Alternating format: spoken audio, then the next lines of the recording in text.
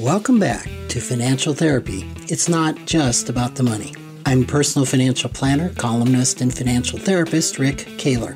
Research tells us that 90% of all financial decisions are made emotionally, not logically. For nearly 4 decades, I've been helping people make better money decisions. So what makes my financial worldview different from most financial experts? I blend the nuts and bolts of financial advice with the emotions that drive making them.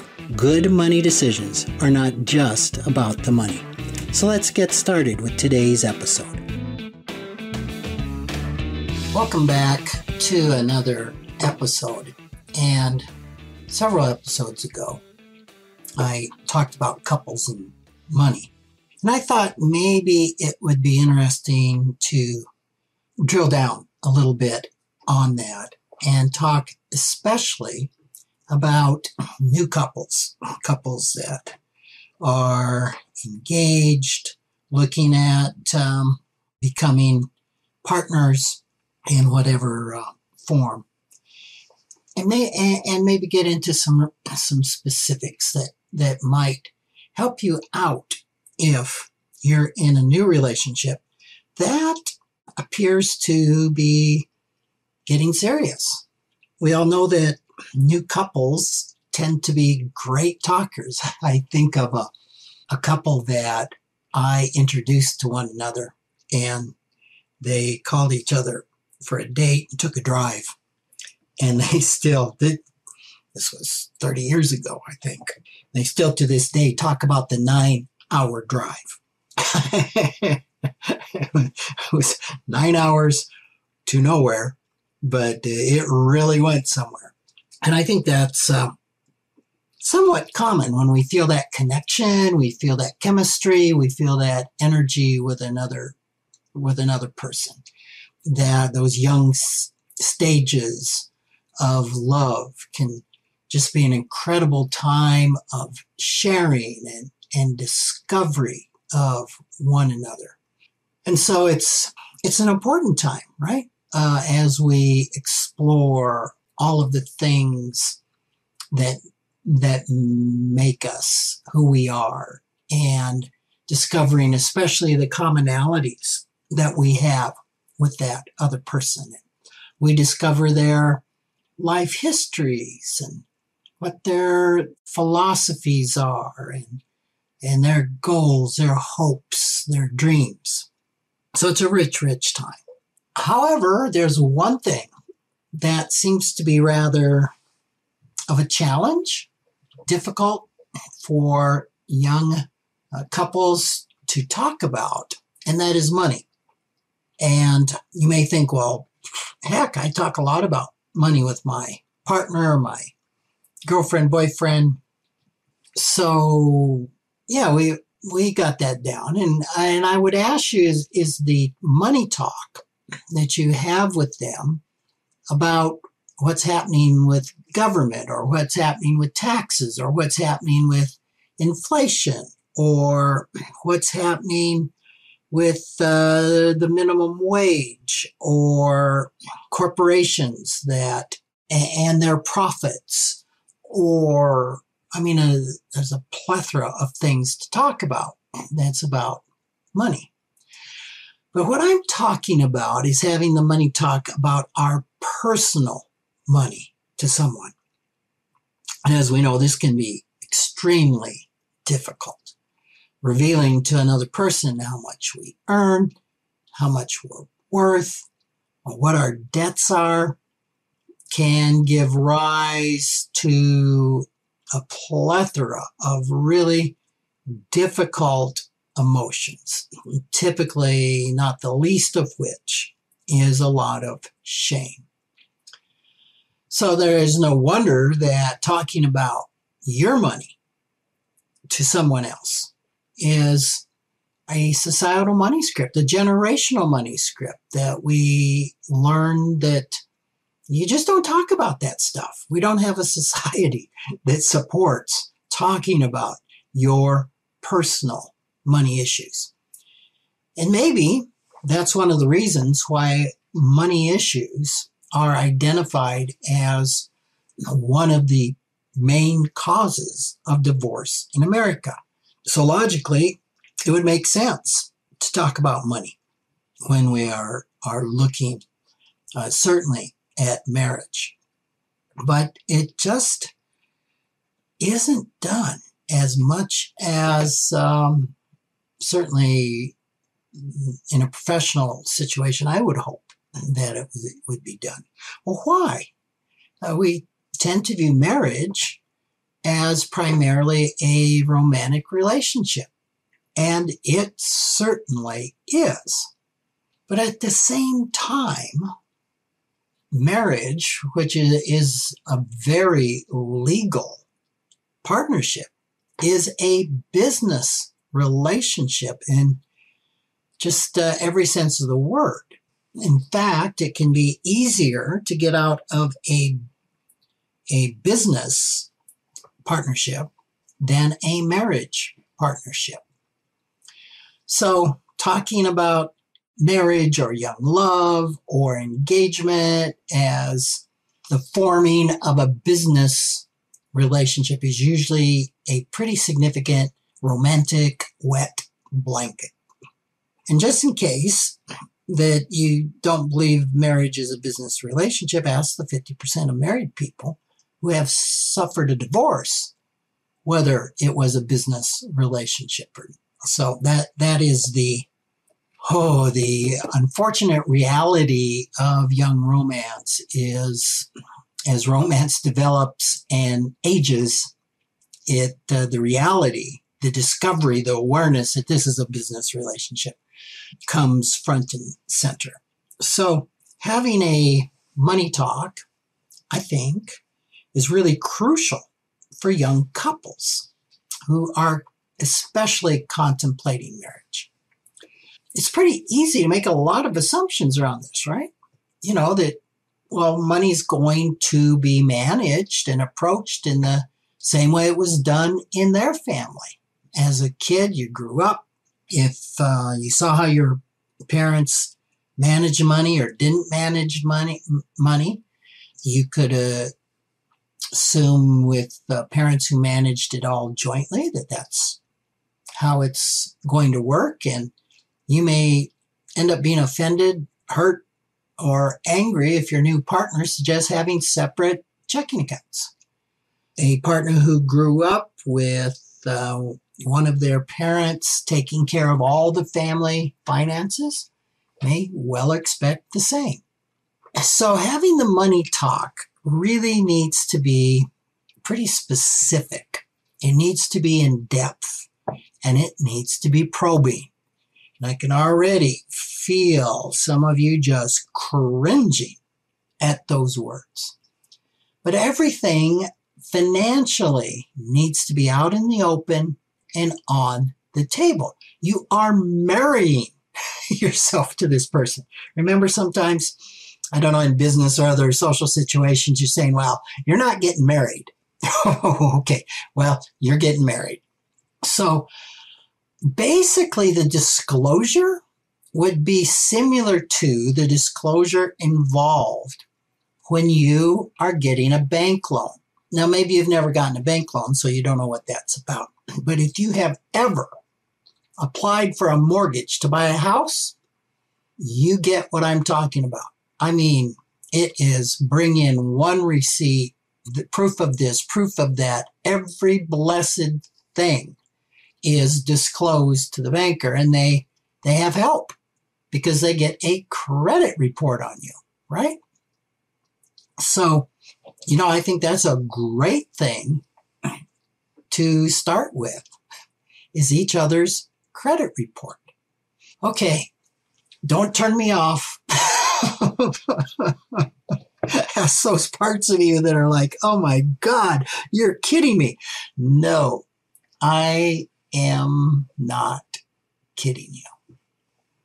So here's some of the things that you want to discuss. And since I started with credit reports, why are we interested in a credit report? Well, it definitely is pretty tangible evidence, tangible document of how you and your partner view money and your history in money. It will disclose the debts that you've had. It will disclose the spending priorities or patterns, certainly what loans have been received for. I mean, spending as far as what you've spent with checks isn't in a credit report. It will give you a clue of any judgments that are outstanding, or past due bills, or late payments. It will give you a credit score of your partner. So all of this will be revealing, right? Revealing in what it doesn't reveal and revealing in what it does reveal. So this is a really good place to start. And you may, in entering a conversation like this, you may want some support in entering that conversation. What do you do if your credit report isn't so good and you're feeling a lot of shame in disclosing that? You have parts of you that want to keep that hidden. Pay attention to that. I mean, it makes a lot of sense. Who wants to activate that shame within us? And yet, it's probably just a matter of time until your to-be partner finds out about this. So much better to handle this right up front before you go down the road and what could have been an ice cube right now turns into an iceberg. So that's a place to start. The credit report's going to show who you've worked for, probably where you're currently employed. This is probably stuff that your partner knows, but there may be some discussions there. You'll need to disclose your income, what your salary is, what are your benefits, what benefits have you chosen, what benefits haven't you chosen. That would get into insurance, right? If you have selected certain type of benefit package, life insurance, disability, etc., etc., etc., which also will bring up some discussions around that, because it's not uncommon. Some folks just hate insurance. And if you're going to be a stay-at-home partner and you have children, you are probably going to want a significant amount of life insurance to replace the income if your partner dies. Well, if they have a strong belief against that, this is something that maybe you would like to find out now, and it's something that you both could explore. You're going to want to explore just general attitudes toward work. What are their career plans? Do they even have career plans? How long do they anticipate working? Would they anticipate an early retirement? Would they anticipate never retiring? I mean, if you're in your teens or 20s, this is kind of hard, right? You may not even know, but most people have an idea or a philosophy around that. Can it change? Of course it can change. But just finding out what their foundation is.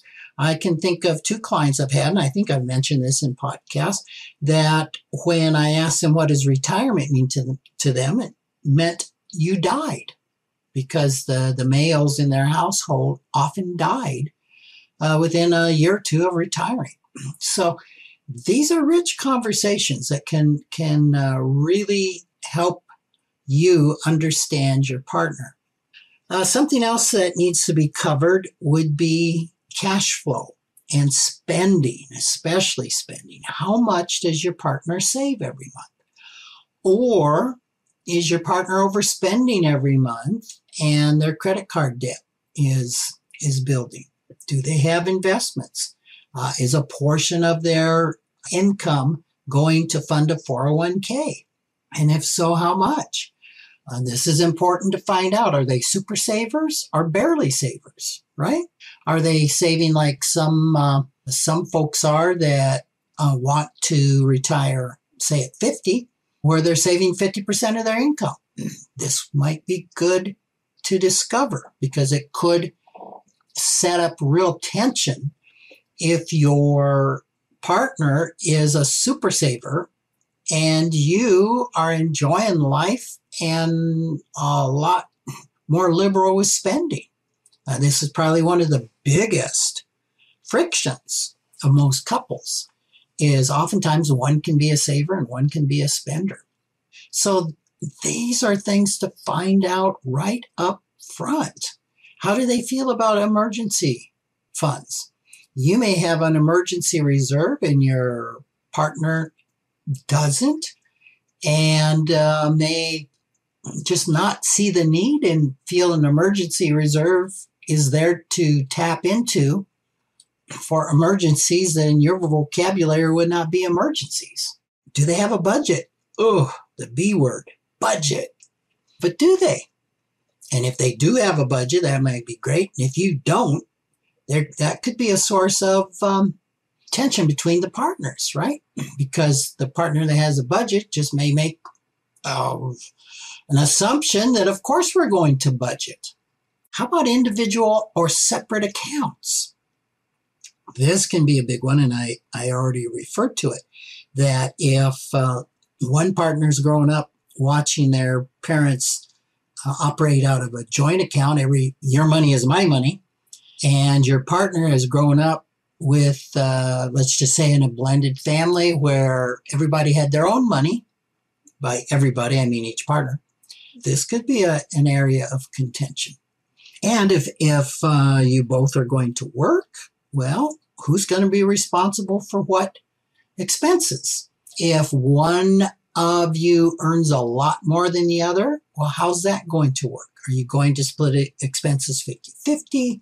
If you do keep separate money, are you going to split them on a prorated basis? How is that going to work? And again, probably each of you have assumptions on how this is going to work, but the time to figure it out is best now rather than after you're married and you're setting up the household. Another area that you want to talk about would be a discussion of all the assets. What do you own?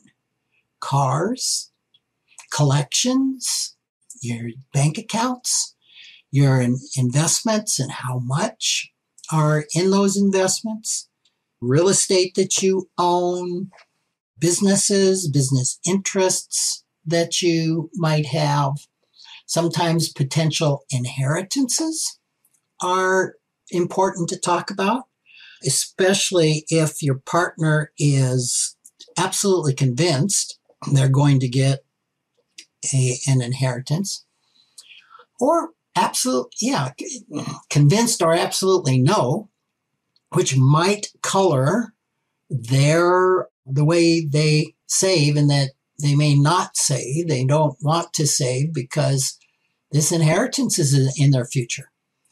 Well, that can be fine. The big question is whether you as the partner will be around when that inheritance comes. And I know this is terribly not romantic to talk about what happens if we get a divorce, but that could happen. And so you may say, hey, yeah, great. We don't need to save because we have a guaranteed inheritance coming. And when that comes, may not be a we. So disclosing all the assets is important. And then talking about children is a big deal because children cost a lot of money. How many children would each of you like? Now, that's not so unusual to talk about, right? What are the responsibilities going to be? How are you going to view working around children? Both of you continue to work. Will one of you quit your job and come and be with the children? Again, all of this can absolutely change, but it would be good to get out any really strong opinions on this. And another thing to talk about is what is your philosophy going to be for college? Are you going to pay the full tab for your kids, or do you want them to pay a portion of it? Do you need to set up a 529 plan, perhaps at birth? You might think, holy cow, Rick, we don't even have a kid yet. Well, and with full knowledge that 20% of couples can't have children.